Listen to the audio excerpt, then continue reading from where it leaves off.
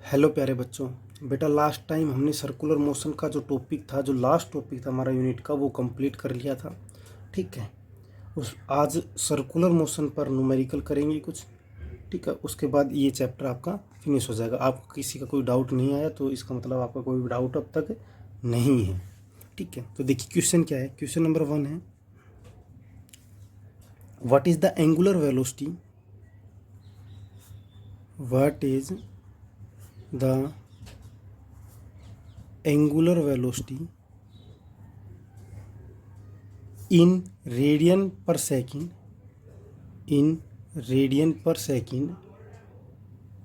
of the hour, minute and second hand of clock and second hand of clock। कह रहा है कि आपको एंगुलर वेलोसिटी निकालनी सभी केस में, जब आपकी घड़ी आवर वाले सुई जो आपके पास जो होती है नीडल उसकी, मिनट होती है उसकी, और सेकंड जो होती है उसकी। ठीक है, तो देखिए एक बार सॉल्यूशन।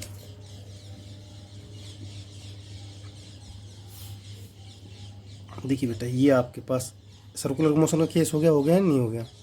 सर्कुलर मोशन का केस हो गया। देखिए यहाँ ये पॉइंट, ये पॉइंट, ये पॉइंट, ये 12 होता है, ये 3, ये 6 और ये 9। कह रहा है इसमें आपके पास जो 3 नीडल्स होती है, मैं एक बार नीडल बना देता हूँ, जो सुई होती है उनको देखिए। एक तो आपके पास होती है मिनट हैंड, ठीक है। एक बिल्कुल बारीक सी होती है सेकंड के लिए, मैं सभी को थोड़ा सा बड़ा बनाना पड़ रहा है, वो ध्यान रखना है, ये सेकंड की। और एक होती है आवर हैंड, ये मान लो ये आवर हैंड। बड़ा इसलिए बना रहा हूँ बेटा मैं, ताकि आपको अच्छे से दिखे, जो सबसे मोटी सुई होती है। ठीक है, ऐसे आपके पास है। अब कह रहा है कि आपको टाइम पीरियड इस एंगुलर वेलोसिटी निकालनी है। कब? एक तो इसकी आवर हैंड की, एक आपको मिनट की, और एक सेकंड हैंड की, सभी की अलग अलग निकालनी है। तो देखिए, अब एक सुई जब आपके पास घूमती है, जब रोटेट करती है, तो कितने आवर्स होते हैं बेटा? आवर्स वाली जब रोटेट करती है, आवर्स वाली जब रोटेट करती है तो क्या होता है बेटा?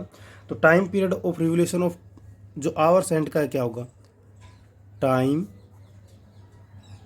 Period of revolution of hours and, hours and. तो आवर्स एंड में जो टाइम पीरियड T1 मान लिया, ठीक है, वो कितना होगा? आपके पास 12 घंटे होते हैं, 12 आवर्स होते हैं।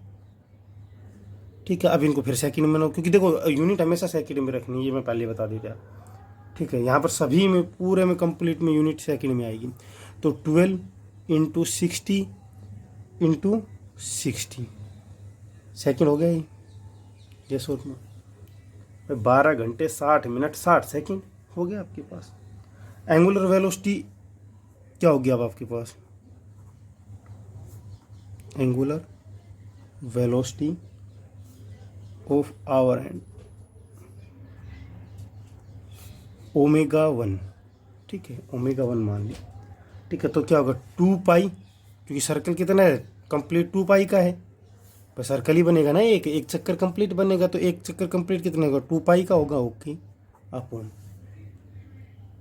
T1, तो 2 पाई अपॉन 12 इंटू 60 इंटू 60, तो ये आपके पास आएगा pi upon 21600 radian per second. किसका आ गया? Angular velocity of our hand का आ गया। ठीक है, अब इसके बाद देखिए टाइम पीरियड निकालिए किसका? Time period of revolution of minute hand, minute hand, ठीक है, वो क्या होता है? T2।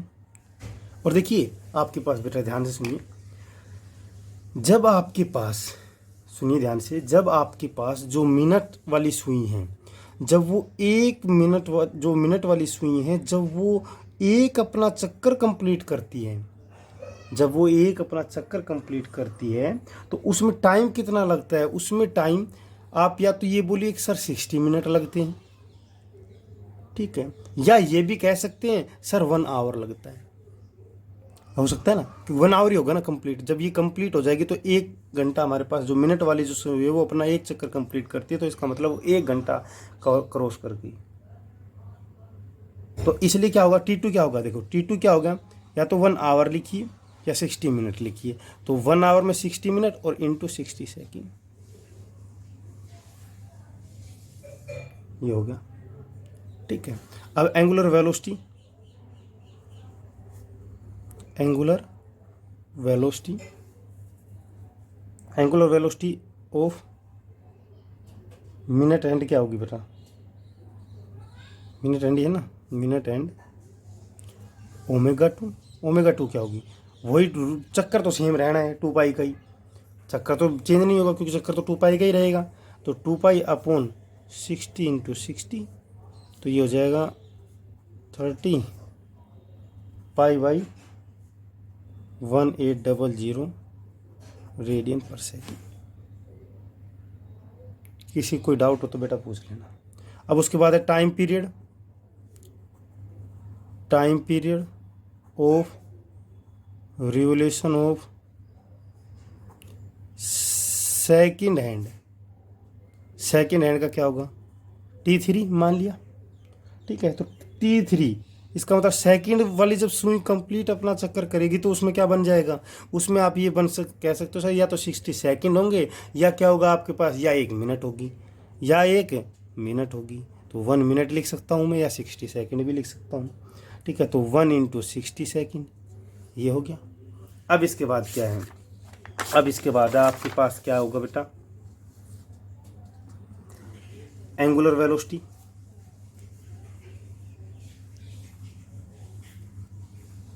Angular velocity of second hand,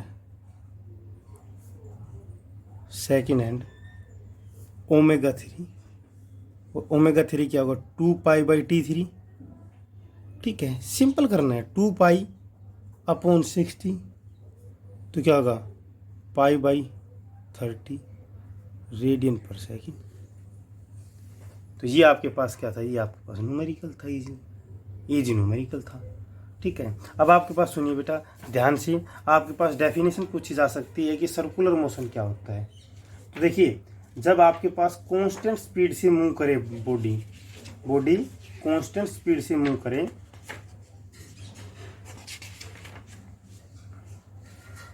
body constant speed से मूव करे तो वो क्या कहलाएगा, वो यूनिफॉर्म सर्कुलर मोशन कहलाएगा। यूनिफॉर्म सर्कुलर मोशन क्या होगा, जब बॉडी कांस्टेंट स्पीड से मूव करे, ओके। और वो आपको पता है, ये यूनिफॉर्म मोशन स्ट्रेट लाइन में क्या होता है, आपके पास यूनिफॉर्म सर्कुलर मोशन क्या होता है, ये सारी चीज़ें आप पहले ही सारी चीज़ें डिस्कस कर चुके हैं, ठीक है। अब आपके पास एक क्वेश्चन और है, वो देखिए न्यूमेरिकल, न्यूमेरिकल क्या है,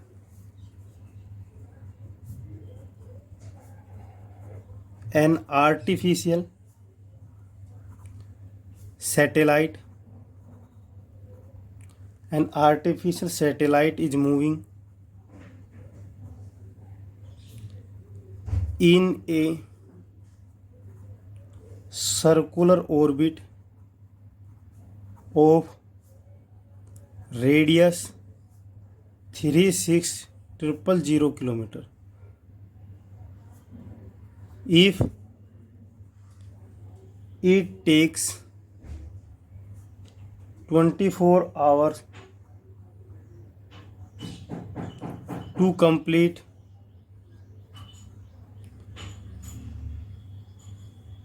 one orbit around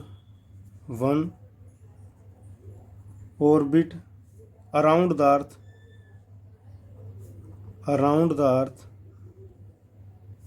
find its linear speed, find its linear speed पूछी गई है बेटा, एंगुलर स्पीड नहीं पूछी गई, ध्यान रखना, ठीक है। फाइंड इट्स लीनियर स्पीड या लीनियर वेलोसिटी बोल दो, ठीक है। यहाँ ये लिख दो वेलोसिटी। क्या कह रहा है, an artificial satellite is moving a in a circular orbit of radius 36000 kilometre if it takes 24 hours to complete one orbit around the earth, find its linear speed और वेलोसिटी। तो देखिए रेडियस ऑफ ऑर्बिट क्या हो गया आपके पास, solution देखिए, radius of orbit, radius of orbit r कितने हो गए बेटा, 36000 किलोमीटर, ये गिवन है। तो डिस्टेंस ट्रेवल क्या होगा जो सैटेलाइट का होगा एक कंप्लीट ऑर्बिट में, एक कंप्लीट ऑर्बिट में जो डिस्टेंस ट्रेवल कितना होगा, देखिए बेटा डिस्टेंस, क्योंकि देखो आपको निकालना क्या है, देखो सबसे पहले आपको ये पता होना चाहिए न्यूमेरिकल में आपसे पूछा क्या गया है, आपको उस फॉर्मूले के अकॉर्डिंग निकालना क्या क्या है। तो आपसे लीनियर स्पीड या लीनियर वेलोसिटी पूछी गई है, तो लीनियर वेलोसिटी या स्पीड का फॉर्मूला जो होता है वो क्या होता है, डिस्टेंस अपॉन टाइम। ठीक है, तो आपको एक तो डिस्टेंस चाहिए, डिस्टेंस कितनी कवर की है, और दूसरा आपको चाहिए टाइम। तो टाइम तो आपके पास डायरेक्ट गिवन है 24 आवर, टाइम तो आपके पास पूरा गिवन है 24 आवर। ठीक है, लेकिन आपके पास जो डिस्टेंस है वो कंप्लीट गिवन नहीं है। तो देखिए आपको बोला क्या गया है, एन आर्टिफिशियल सैटेलाइट, कोई भी एक बनावटी जो है बनाई हाथों द्वारा बनाई सैटेलाइट है, is moving in a circular orbit of radius, कोई भी एक सर्कुलर ऑर्बिट है, ठीक है, जिसकी जो रेडियस है, जिसकी रेडियस है ये आर जो है, ये आपके पास कितनी है, ये 36,000 किलोमीटर है। ओके, ये अराउंड राउंड कर रहा है, ठीक है, और ये एक चक्कर को कंप्लीट करने में ऑर्बिट के कितना टाइम लेता है, 1 घंटा लेता है, 1 घंटा लेता है एक चक्कर को। यहाँ से मान लो इसने स्टार्ट किया और इसने कंप्लीट एक चक्कर लगा लिया, तो टाइम इसने कितना लिया, इसने टाइम लिया है 24 आवर। ठीक है, 24 आवर्स टाइम लिए। तो अब इससे पूछा गया find its linear speed and linear velocity. तो देखिए आपको लीनियर स्पीड और वेलोसिटी के लिए क्या चाहिए, डिस्टेंस अपॉन टाइम चाहिए। तो देखिए डिस्टेंस, टाइम आपके पास गिवन है 24 आवर, लेकिन आपके पास डिस्टेंस गिवन नहीं है, तो डिस्टेंस आपको निकालनी पड़ेगी। तो देखिए डिस्टेंस निकालिए, डिस्टेंस ट्रेवल्ड क्या होगी बेटा, by satellite, by satellite to complete, ये आपको लिखना है complete, to complete one orbit. क्योंकि बेटा देखिए ऑर्बिट आपसे कितने भी पूछे जा सकते हैं, भाई 2 ऑर्बिट के चक्कर लगाए, 3 ऑर्बिट के चक्कर लगाए, 4 के लगाए, 5 के लगाए, ठीक है ना। तो आपको ये पता होना, ये लिखना चाहिए आपको कि एक ऑर्बिट में पूछ हम डिस्टेंस निकाल रहे हैं, एक ऑर्बिट की जब डिस्टेंस उसने कवर की वो निकाल रहे हैं। ठीक है, तो इक्वल टू क्या होगा आपके पास, सरकमफ्रेंस ऑफ ऑर्बिट, भाई एक चक्कर यहाँ से स्टार्ट किया इसने और यहाँ से ये कंप्लीट यहाँ पहुँच गया, तो ये क्या होगी, डिस्टेंस होगी, कंप्लीट डिस्टेंस होगी, क्योंकि डिस्टेंस में कभी मैटर नहीं करता ये, तो ये डिस्टेंस होगी। तो डिस्टेंस कितना होगा बेटा, circumference of, circumference of orbit, और सरकमफ्रेंस क्या होती है, 2πr, ये होती है 2πr। ठीक है, क्योंकि सर्कल की सरकमफ्रेंस कितनी होती है, 2πr।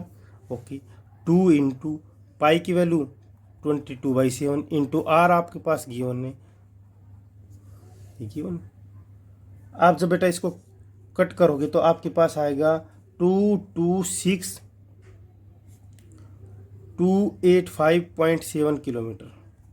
आपको किलोमीटर में रखना है, मीटर देखो सुनो ध्यान से, अगर आप इसको मीटर में चेंज करोगे, ठीक है, तो जो आपके पास टाइम जो है वो आपको किस में ले जाना है, वो फिर सेकंड में ले जाना पड़ेगा। तो 24 × 60 करना पड़ेगा, लेकिन यहाँ किलोमीटर में है और टाइम आवर्स में गिवन है, तो किलोमीटर पर आवर्स डायरेक्ट आ जाएगा, उसको चेंज मत करना। अगर उसको चेंज करोगे तो फिर बहुत लेंथी हो जाएगा क्वेश्चन, क्योंकि अब ये किलोमीटर है, इसको किलोमीटर को मीटर में कन्वर्ट करोगे, ठीक है, क्योंकि मीटर में कन्वर्ट करना पड़ेगा, फिर मीटर से फिर इसको सेकंड में कन्वर्ट करोगे, तो इससे अच्छा आप इसको किलोमीटर में रहने दो, इसको आवर्स में रहने दो, दोनों सही हो जाएगा।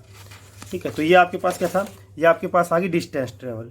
ठीक है, टाइम आपके पास गिवन है, टी जो है वो कितना है, 24 आवर्स है।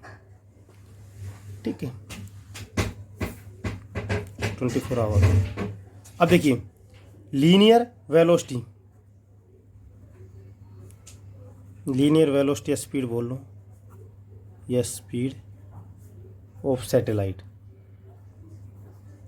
क्योंकि मैग्नीट्यूड में बात कर रहे हैं, ठीक है।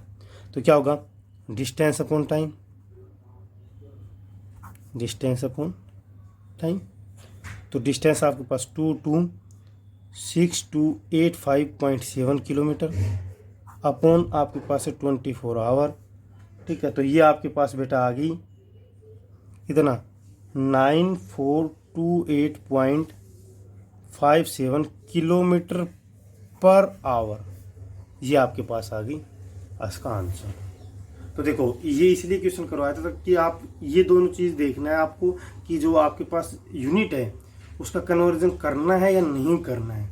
जहां आपको इजी लगे उसी में कन्वर्ट कर दीजिए, ठीक है। किलोमीटर पर आवर में कन्वर्ट करना है तो वहाँ कन्वर्ट कर दीजिए, और आपके पास मीटर पर सेकंड में आपको इजी लगता है तो मीटर पर सेकंड में कन्वर्ट कर दीजिए, ठीक है। तो यहाँ हमारे पास किलोमीटर पर आवर में इजी था, इसलिए हमने ये किलोमीटर पर आवर में ही रखा है। अब मान लो आपसे क्वेश्चन पूछा जाए, सीबीएसई में एक बार क्वेश्चन पूछा गया था, can an object be accelerated, can, सुनिए ध्यान से क्वेश्चन क्या है, नेक्स्ट क्वेश्चन क्या है, can an object be accelerated if it is moving with constant speed, justify your answer with example, ठीक है। इसी का पार्ट है, मतलब इसी को दूसरे वे में कैसे पूछा गया था, can a body have constant speed and still be accelerating, और इसी में इसी को ही तीसरी तरह से कैसे पूछा गया कि explain how it is possible, explain how it is possible for an object to move with a constant speed but with uniform acceleration. तो तीनों का मीनिंग सेम हो गया, लेकिन तीनों देखा तरीका अलग अलग, आपको कंफ्यूज करने के लिए क्या कर दिया, अलग अलग पूछ लिया, लेकिन तीनों का मीनिंग क्या है, तीनों का मीनिंग सेम है। पहला था, सुनो ध्यान से एक बार दोबारा बेटा रिपीट कर रहा हूँ, पहला जो था वो क्या था, can an object be accelerated if it is moving with constant speed, can an object be accelerated if it is moving with constant speed। क्या कह रहा है कि कोई ऑब्जेक्ट एक्सेलरेट हो सकता है जब वह मूव करे कांस्टेंट स्पीड से। अपना आंसर जस्टिफाई करो, ओके। सेकंड में क्या है, और में ये आया हुआ है, can a body have constant speed, क्या किसी बॉडी की कांस्टेंट स्पीड हो सकती है एंड स्टिल बी एक्सेलरेटिंग, बात सेम ही होगी। Explain how it is possible, how is it possible, explain how is it possible for an object to move, कह रहा है कि क्या यह पॉसिबल है कि जब ऑब्जेक्ट कांस्टेंट स्पीड से मूव करे बट उसका क्या यूनिफॉर्म एक्सेलरेशन है। तो तीनों का आंसर क्या होगा, सुनिए ध्यान से, आंसर है an object moving with constant speed, जब कोई भी ऑब्जेक्ट कांस्टेंट स्पीड से मूव कर रहा है, कैन बी एक्सेलरेटेड, एक्सेलरेटेड होगा if its direction of motion change, जब उसकी डायरेक्शन ऑफ मोशन चेंज हो जाए, बस ये आंसर था। सुनिए बेटा, ऑब्जेक्ट कांस्टेंट स्पीड से मूव कर रहा है, एक्सेलरेट हो सकता है, कब होगा, किस कंडीशन में होगा, जो एक कंडीशन होगी कि वो जो मोशन डायरेक्शन ऑफ मोशन है वो चेंज हो जाए, ठीक है।